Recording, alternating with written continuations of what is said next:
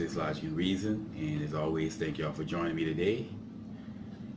In this video, I want to show an example of how idiotic, how moronic some liberal leftists can be in light of fact and common sense. And this is involving Peter Schiff. Now, if you're not familiar with Peter Schiff, he's a self-made millionaire. He came up in the industry, the financial industry. He became rich and wealthy, basically in financing.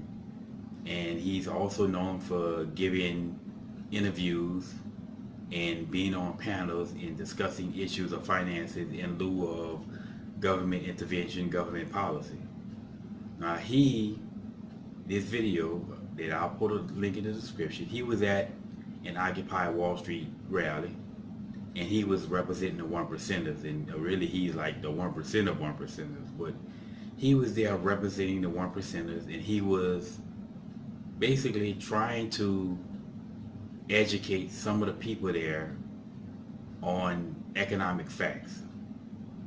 And he basically agreed with the whole concept of a protest.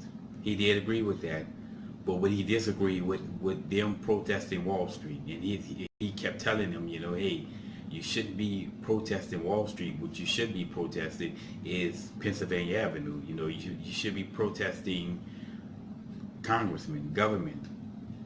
Okay, you should be protesting in DC. Why? Well, because just about every issue that people have against the quote-unquote Wall Street is a result of some policy that government did, some intervention from government. And he's telling them you should be protesting there, and well, the idiots there, and if you go watch the video, the idiots basically kept deferring to this ridiculous notion of the greedy rich people. And he's explaining to them they're just operating based upon what government does. Kind of like a perfect example would be the whole housing bubble. He explained that was one of the topics that was brought up.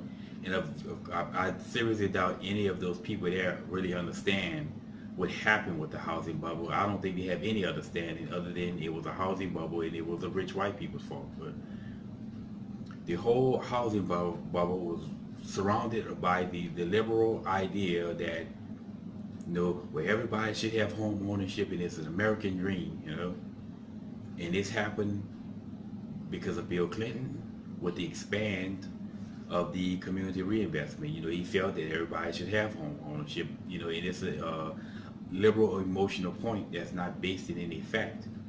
There's a reason why some people just simply weren't qualified, didn't meet the minimum requirements to get a house loan. Well, the government felt that everybody should have home ownership, so they should get loans to get homes. And it basically almost twisted the arms of lenders to give loans to people, these people who ordinarily would not be qualified to get a loan for various reasons. Well, the government told them, hey, give loans to these people, and if you have any defaults, we will guarantee those loans. Well, basically, it's an idiotic mistake on the part of government, because that's like having the kid in the candy store, You guarantee them loans on those loans, so they're just going to go and make loans like there's no tomorrow, If you're at a casino and the people at the casino say, hey, you can gamble all you want and we'll cover your losses. So if you win, you keep your winnings, but if you lose, we'll reimburse you for that. Well, people would gamble like there's no tomorrow, Well, that's what the lenders did, and they came up with all these creative ways to get people approved for loans, the interest on these loans and adjustable rate mortgages. As a result, we had the housing bubble. But again, it all falls back on government and government policy. And again, Peter Schiff, if you go back and watch this video, and I urge people it's about an hour and a half, and you don't have to watch it all in one setting, but it's really interesting how you can give people facts and common sense, and they just don't want to hear it. And a funny part of it is there was a black guy who actually called Peter Schiff stupid. And you can't argue with stupid people. I'm like, man, goodness gracious. But anyway, I just thought it's very interesting now to have people watch and see, especially if you're on the fence. You know, if you're a conservative person, I really don't have to tell you nothing because you already know. But if you're a type of person who's on the fence, I think it's a good video to see how some people respond to facts that conflict with their argument. And it's usually liberal, because conservative people, when you give them facts that conflict with their argument, it is true, but then they'll accept those facts. Well, liberals who have a tendency to not have the facts support their argument, they constantly having to deflect. But it's, like I say, it's an interesting video, and you don't have to watch it all in one sitting. But I do urge people to go and watch some of it just to see.